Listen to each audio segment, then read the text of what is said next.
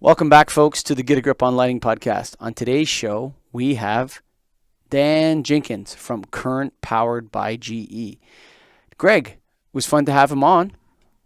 Yeah, had a great discussion on LED fixtures and having somebody knowledgeable from a company like Powered by GE is always beneficial to everybody, all of our audience and listeners and ourselves. We learned a lot.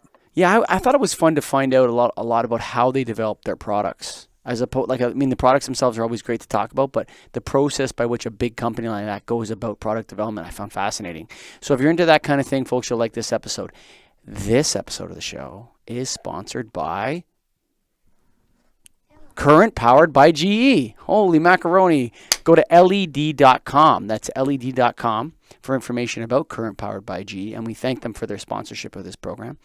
And in some ways, I think that the GE name is back through Current Powered by GE, Greg. I as well. I think they've really are a leader in this industry and something that we need more than ever. And it was great to have a discussion with them. They've been bridging the gap between the past and future of efficient lighting. Current has provided innovative energy-saving lighting solutions for more than 80 years, and today is maximizing the value of smart building management with Daintree enterprise solutions and Intel technology. Visit LED.com to learn more about Current's digital solutions platform, as well as their new Type B double-ended LED tube offering. Wow. Check it out. So go to LED.com, baby. And hey, they invented the light bulb, so they know what they're doing. Of course, this episode and every episode of the Get a Grip on Lighting podcast is sponsored by, or it actually is it sponsored? It's affiliated with, Greg, our association. That's the National Association of Innovative Lighting Distributors, where all the lighting bad boys go to hang out, and bad girls, or whatever you want to call it. We all go there to hang out, folks. So come on down. Check us out on naild.org. But for right now, Dan Jenkins from Current Powered by GE.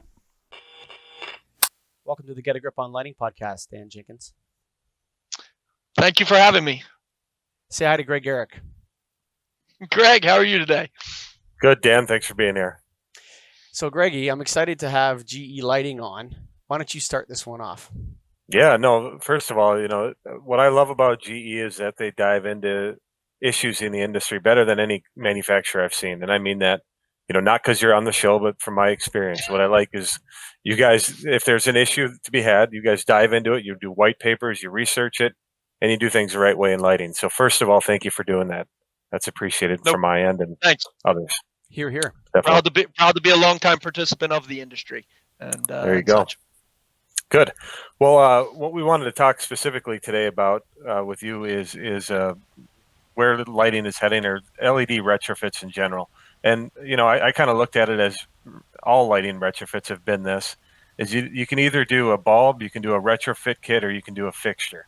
And I thought back to when I first started, I was in the mid-2000s where you did T12 fluorescent to T8. The fixture part wasn't really part of the equation much, very minimal. Now it's part of it because we obviously know it's a whole new technology. But maybe the first question I want to find out, and I'm going to ask Mike, I'm going to do my opinion, and Dan, you get your opinion, is can you break down the percent of all LED lighting projects you see that are, and I'm talking existing lighting, so Dan, it might be hard for you to do from GE's perspective, but Mike and I, it's pretty easy. Mike, what percent is a bulb retrofit, what percent is a retrofit kit, and what percent is a fixture? That's tough to do based without categories to that. Okay. As a whole. Yeah, I would say as a whole. Ooh. Well, let me ask you this. I mean, I can do. How about I share mine and then you tell me? I would say this. No, I would say this. Yeah. It's gone up because of the increase in retrofits to all the high bay fluorescents I put up. Okay. Right. So, because there's so many high bay fluorescents out there now, the actual bulb replacement thing for us is on high bay fluorescents, despite our last podcast on high bays, is really going strong. Yeah. Yeah, and then Dan, we'll give you the chance to talk because you're the guest, but I'm going to just share quick. I see bulbs as about 60%, retrofits about 25%, and fixtures at 15%, at least what I do. So that's why you're on here today to talk a little bit more. What do you guys see at GE? Where do you see the future's headed? Sure. Well, we see it in different segments. So, Mike, I think you talked about high bay. From an indoor stand, that's one that's developing, right? The replacement bulb for the HID has really started to blossom here in the last year, I would say. So I think you'll see bulb replacements pick up in the high bay space. And there really aren't many kits in that space today. It's kind of new fixture or bulb. So that's kind of your no middle ground there. And again, it's been all new fixtures to this point for the most part, and now we're seeing the bulb replacements pick up in the high bay space. Yeah, I feel like there's. Hang on a second. I wanted to unpack that one a bit. That's a great point. There's a lot of pressure out there right now, price pressure and convenience pressure, and that to change out the metal halide to an LED bulb. Greg, are you quoting a lot of that? Metal halide to an LED in a high bay? Yeah. We don't see metal halide high bays anymore. It's all fluorescent, at least in my market. You know, there aren't really any. Yeah, you know, I mean, I know, you know, I could probably count them on my hand how many people still have metal halide high bays in our market. It's not many. Yeah, sure. Outdoor, though, that's where we're seeing it. But yeah, exactly.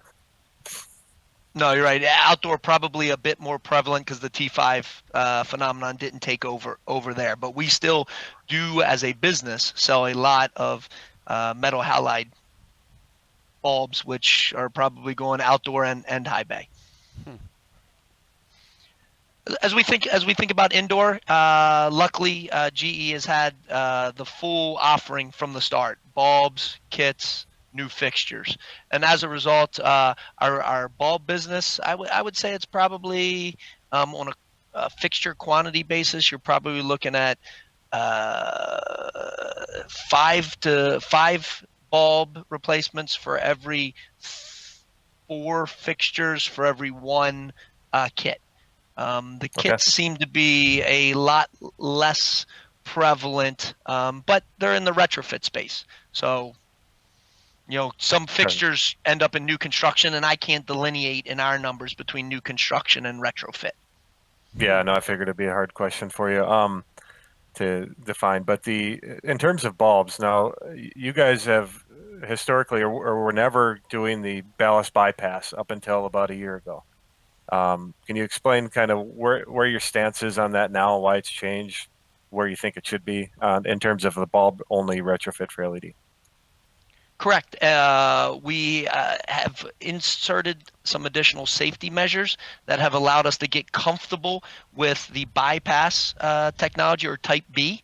And so you've seen us launch a HID replacement with a Type B, as well as linear fluorescent with a Type B. So it took some evolution of the safety, additional safety aspects to allow us to get comfortable with the Type B solutions. So you guys lost millions in revenue because of that. Some might say, or we protected our brand from potential future problems. Yeah, okay. You could look at it 2 ways. Now, the terminology, first of all, I got to credit GE with as well. You guys are the ones who came up with the Type A, B, and C, and thanks for that as well. Because for years, or for when it first started, people had different names: direct, bypass, you know, all unique names, but Type A, B, and C help us define it. So are you guys, I know everybody's opinion is different, but where do you guys incline towards? Is it still Type A and Type C over Type B? Or what do you feel as the right move? I think it'll land in B and C. You know, a paired driver with a lamp to provide you with the optimal solution. And then for those that are looking for to take out the bypass, you'll end up with the Type B. So B and C is where we think it will end up.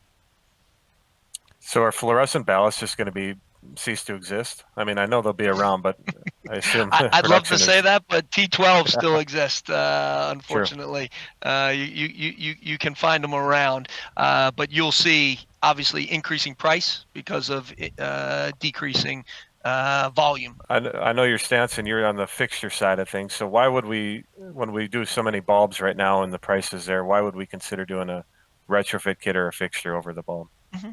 Yeah, sure. In the past, when you just changed tubes, you kept the same look.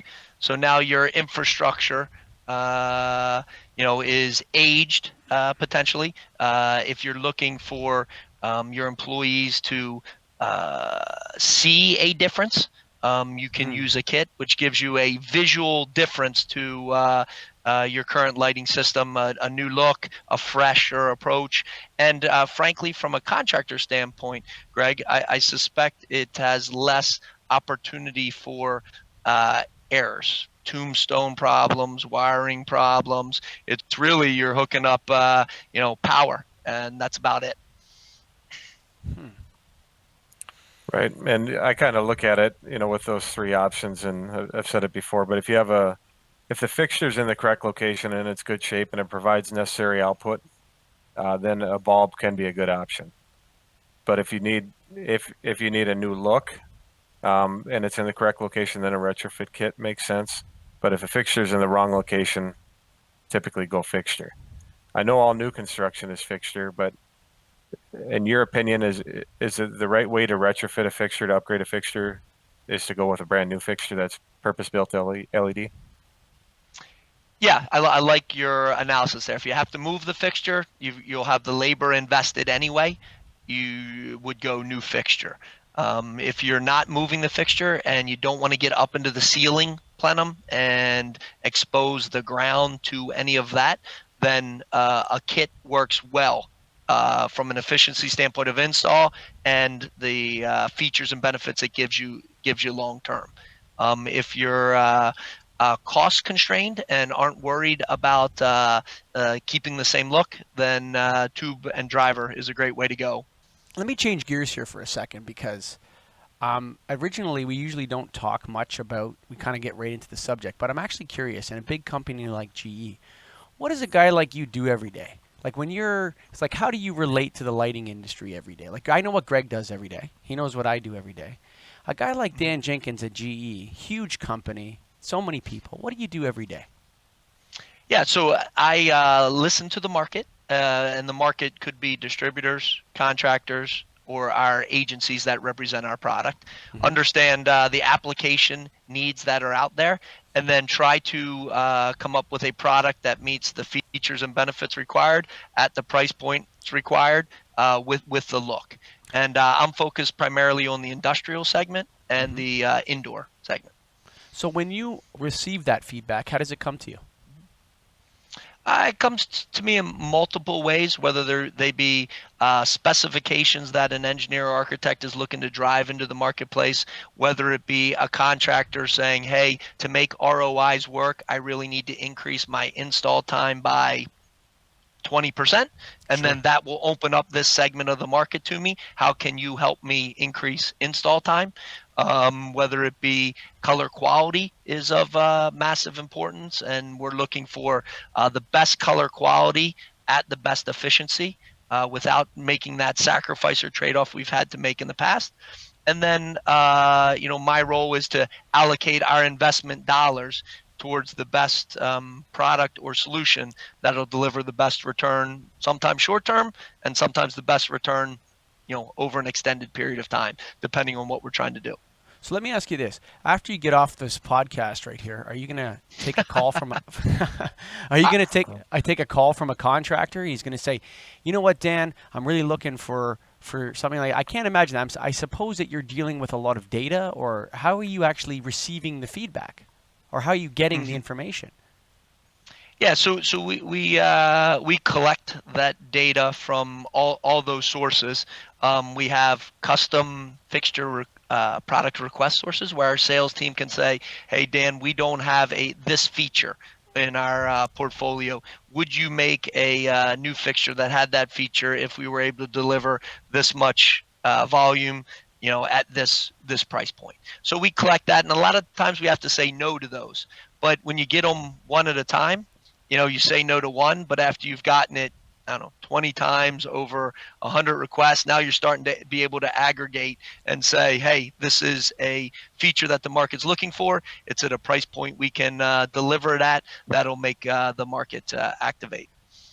And when you're making those decisions, so that stuff's coming across Dan Jenkins's desk. It's what I need is the connector on the end of the cord. The end of the cord to be stripped with a 2-screw connector on it, so I can just slam it into the box and wire it up, or whatever. You've seen this request, and you're looking at it. How are you making a gut call on it based on the feeling you have, the number of requests you have, how many of your, like, how do you make those calls? How does GE make those decisions? Yeah. There's some art to it, Michael. It's not all science. It's Right. art, and there's always science as to how much it costs versus how much you can get. But the volume that could be delivered a lot of times has a little art to it. Okay. That's interesting. That's an So interesting job. I've made bad investments, Michael. I'm not afraid to say it. Sure, so have I. I've absolutely bet on stuff that hasn't worked out, no doubt. You know, it's funny because you're kind of like the entrepreneurial arm of GE in a way. Yeah, we've had to build an indoor portfolio from nothing. So we had no indoor fixtures 5 years ago, and we said, hey, we're going to start here. We're going to build a family. From that family, we're going to move from that application to this other application. And so we've gradually, over 5 years, made, I would say, planned investments to build a portfolio that now allows us to do the majority of a lighting schedule for a new construction facility. And then we've since now expanded into the refit products that we're talking about here to have the retrofit ability for indoor, especially as the value proposition became appropriate. I'd say 5 years ago, indoor was a tough putt to make LEDs work. As since then, lumens per watt have greatly increased and cost has come down, and such now indoor has activated, and as a result, we have the kits and the tubes, which we've always had, and the new fixtures to provide customers with whatever it is best meets their needs. And that's what I love about our portfolio is we don't have to shoehorn someone into. It's whatever's best for you, Mr. Customer. I really don't care if you buy a tube solution, a refit kit solution, or a new fixture solution. It's whatever meets your needs. It allows us to be a little more of a trusted advisor. It's interesting because that's like product agnosticism within General Electric.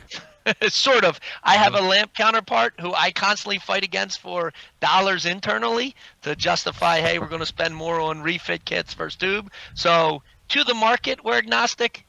Inside of GE, him and I go at it a little bit. You know what's interesting too? I'm just on a kind of like, it's so curious to me how. So you're looking at how difficult it is for us companies. You know, I'm a distributor. I'm in front of the customer. You have GE, who's in that traditional lighting paradigm. You know, GE manufactures, sells to distributors and agents, and then it goes out to the public, to contractors, and all this. And it's interesting to see GE get a grip, get a grip on the business, because all of their infrastructure within the company would have been dedicated to the knowledge and distribution of legacy light sources. And to turn that in such a huge company with such deep roots is very difficult to do, actually, I bet. Yeah, it was challenging, and in the end, we actually split into two companies. Current, powered by GE, is the LED professional portion, focused on the LED products and the professional segment of the market. And historical GE Lighting is focused on the consumer edge of the market, and maybe a little bit more, I don't want to say more of the legacy technologies, but the consumer edge of the market. So it ended up splitting us into two. How do you guys stay agile? Like, what is it? Like, you could just get locked into such a corporate model that yet to move something in another direction. How do you implement, I guess a better question is not GE, how do you implement agility into your job and speed and balance that? Like, what is it that you do every day to not make too hasty a decision or whatever? Yeah, I to say we're agile as we change investments regularly. What I plan to do in September of last year, when I tell the business, hey, we're going to grow by this much and I'm going to invest here, come February, we've already reorganized the deck and are doing maybe some different things, some new things, and have delayed some others. So it used to be a process with the traditional fixtures once a year. We would go get funding, decide what programs we're going to do, and then take the next year to finish those. From an LED standpoint, it's not a monthly process, but it's definitely quarterly as we reshuffle the deck based on how quick the market is changing. For instance, the tariffs that are coming up here, potentially 3/1. there are some programs that we would fund to do things to minimize that impact in the market if those tariffs are impacted. But if they happen. But I'm not going to go do them today because I'm not positive those tariffs are going to happen. And instead, I'm pursuing other things that I think are more important today. So yeah, it's the market has evolved drastically from when we were just a light bulb company, and speed is the key. Very good. Now I need to dive back into how I can sell more lights. So let's get into that some more. So do fixtures in general last longer than bulbs? Metal, sure. But the ratings are real similar between tubes and fixtures. Fixtures are rated a little bit longer, but they're getting pretty similar these days. How do you guys go around making the warranty decision? Like when you look at it, so you know, GE's historical company, century in the game, all this kind of stuff. When you guys say a warranty, you got to mean it, right? It's a different kind of situation, or you have to know what it means, is another way to put it. Why the 5-year warranty? Why not the 10-year warranty? I'm sorry, Greg, did you say why not 10? Yeah, why not 10? Yeah. So why the 5-year warranty? Why not the 10-year warranty?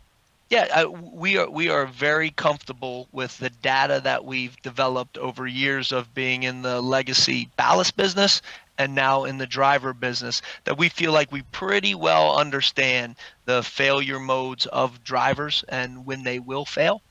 So we don't have to put stipulations on the warranty about life, hours of operation, and things like that. Anytime you get out beyond 5, then you start to get into a lot of the stipulations that would need to be put on a warranty for us to get comfortable that we won't be damaging the customer's operation and or our reputation should that product not live up to the warranty that the customer's looking for. So one of the biggest issues I have with fixtures is replaceable components. Is there anything you guys are doing to make it so you can replace them easily down the road? Yeah, I would say we started real early in the industry with one of our first downlights had a replaceable module. But we couldn't get the market to think about 10 years down the road 5 years ago. And so, unfortunately, it wasn't as popular, wasn't as great of a selling feature as we thought it was going to be. And so we kind of pulled away a little bit from replaceable components for a period of time. Now we're starting to see people start to take more of a longer term perspective of this and want more of a replaceable component aspect. And so some of our suspended fixtures now have replaceable light engines as part of it. A couple of our recessed have obviously the ability to get to the driver from below the ceiling, but some replaceability as it relates to light engines. So it feels like there's a upswing back in the industry as it relates to replaceability of light engines in new fixtures. I know when that started, that trend. When was that? When we released our podcast on biases in the lighting industry. Like 2 weeks ago, man. Yeah. That accelerated it, Mike. Yeah. Right? That accelerated it. You know, it's funny because there was a point at which, like in this industry, everybody went into vertigo and thought everything was going to last forever. Yeah. And it was just pervaded the whole industry. And, you know, people are like, yeah, 10-year warranty. What do you mean? It's going to last 1,000 years. You know, it's like people got nuts. So that's good that GE's turning back into that, turning back towards. Are you guys Yaga compliant with your fixtures? Yes, with those that have replaceable light engines. So our downlights, for instance, have a Zaga connection. Okay, cool. Now, how about your troffers or your 2x4 fixtures? Are those replaceable components within them? Or do they have replaceable? Mostly the drivers. Replacing the LED strips becomes a challenge. So just drivers in those situations. So why not do a Type C tube with an external driver in a fixture that's designed to look LED? You can do the same thing, can't you? Sure. And there are companies in the industry that have new fixtures with tubes in them. Absolutely. We had those in our portfolio. They didn't do very well, and this was probably up years ago. That might be something we look to bring back as the replaceability trend continues or grows. I understand it can't be as compact, but to me, something like that, at least the LED strip, if it could be taken out of a socket instead of, right now it's soldered in or screwed in and hardwired in. If you had some interconnectability or like a socket, and then you have the external driver, now you can replace all the components and you can still get a nice updated look. So I don't know if that could ever work. I think over time, I think the market will demand that, and people will start to develop parts and pieces that can replace stuff that's in fixtures today. It's funny, Dan, that you bring that up, and this kind of comes up with a bunch of light bulb dorks that have been in the business for a long time. It's like there's been like a realistic dawn now. Or the sun has risen on realism in the lighting business, and it's like, you know what? Gosh, wouldn't it be great if I could just change that part of a fixture as opposed to taking out the whole fixture again and redoing all of them because now they look different? There's like and the other thing was that when we were talking to the what was his name? What was the guy from Jaga, Greg? Dentino? Yeah, something like that. I don't know his last name, Dutch name, can't remember. But anyway, D, we love you. I know that's your first name.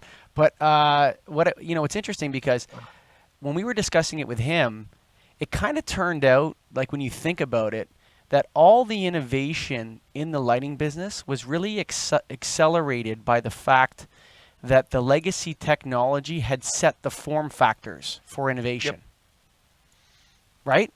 So it's like, what you need to do, son, is you need to get 2,200 lumens out of this 4-foot shape with a bi-pin base and run it on a ballast. If you can make that, man, boom, I'm going to sell millions of those, right? And that's that dedicated form factor, the limiting of the space in which the innovation could take place was absolutely critical to the innovation itself. No, I couldn't agree with you more. We when we started in the LED business, we had no indoor fixtures, so we were hopeful that the form factor would change and allow us to have a competitive advantage because we didn't have equipment that had to make it in 2x2 and 2x4 and could make it in any shape possible. But that has proven you're stuck with that form factor. And so, no, you're exactly right. So, basically, in a city like Toronto, where there's just such a very big expatriate Chinese community, so there's literally thousands of importing lights from China, fixtures and everything. And what you're going to have is like hundreds and hundreds of custom-made light fixtures, basically, that have no replaceable parts at all. Yeah, that's going to be an industry challenge, that's for sure. I think though decorative lighting has always existed. Maybe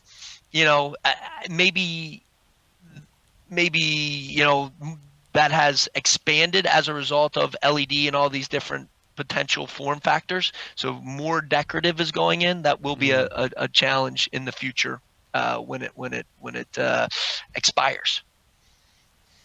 Yeah, I mean, so you guys are active in that Jaga. Do you feel there's going to be traction to a point where everyone is going to have similar form factors in their LED fixtures?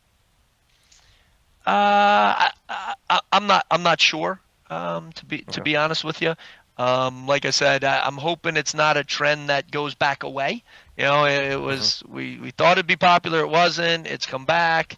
We'll see how it maintains because there is a big push in the marketplace for lower cost fixtures, and with lower costs you end up losing features and benefits, and replaceability is going to be one of them. Oh man, if you're looking for the pressure is on. Yeah. If you're looking for cheaper fixtures, it's going to lose the replaceability element of it.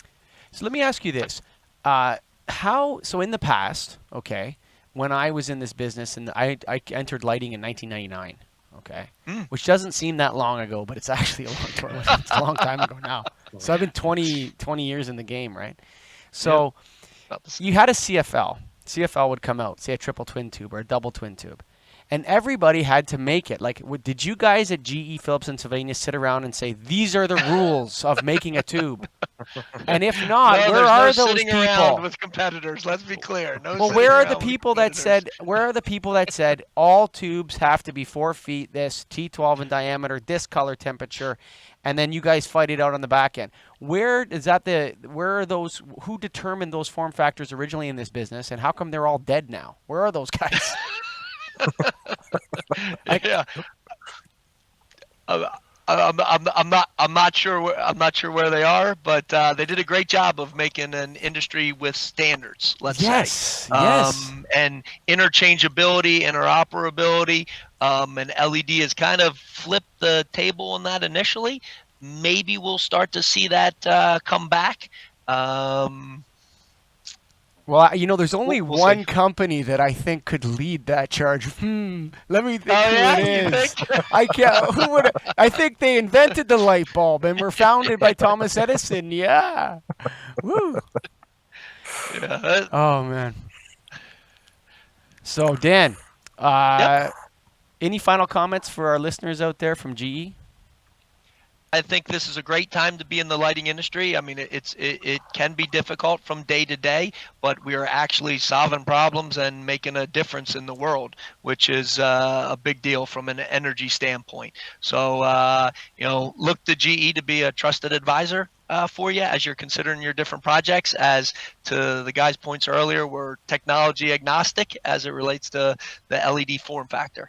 So appreciate the time, appreciate your podcast, and look forward to seeing more of your education in the future. Thank you, Dan. Thanks, Dan. Current powered by GE. Go to led.com. Greg. Got to check it out. Current powered by GE is a company I've always respected. First of all, GE has my initials, Greg Eric, GE, General Electric. So we like that. But in addition, they're a company that always takes leadership in this industry, and we need that today. They come out and they dive into any issues that are out there. If I ever have questions about something I don't know or our podcast doesn't figure it out, I go to GE often. I go to their experts and figure it out. They have excellent white papers talking about it. They're the ones who invented the terminology type A, B, and C for LED tubes that everybody's followed. They've also dove into any other issue that you find in lighting. And when they do something, they do it right. That's what I like about them. They go into the products, find what somebody might be missing or might not be doing right, and they improve on it and make it better and do everything right. So in today's lighting world, we need companies like Current powered by GE more than ever. And I'm glad we got to talk to him today. Yeah, Dan Jenkins was fun to have on the show. Dan, thank you for coming on. And we have a little guest in the studio today with me here. We got my daughter, Ella Colligan, who's on March break, or as you guys say in the U.S., spring break. Say hi to the Get a Grip on Lighting podcast crowd right there. Hi. Oh, she's really in a good mood. So Ella's here with me in the studio, and we'd like to thank all of our families that support us every day. Ella Grace, thank you. And all of our listeners, sponsors, vendors, National Association of Innovative Lighting Distributors folks. Go to naild.org for information on joining us. And, of course, Greg, Dan Jenkins, thanks for coming on the show, man. It was really fun to have you on, and look forward to more people from Current powered by GE. Go to led.com. Written on the rectory wall, there's a sign there for all. You are lost, Lord is there to find you.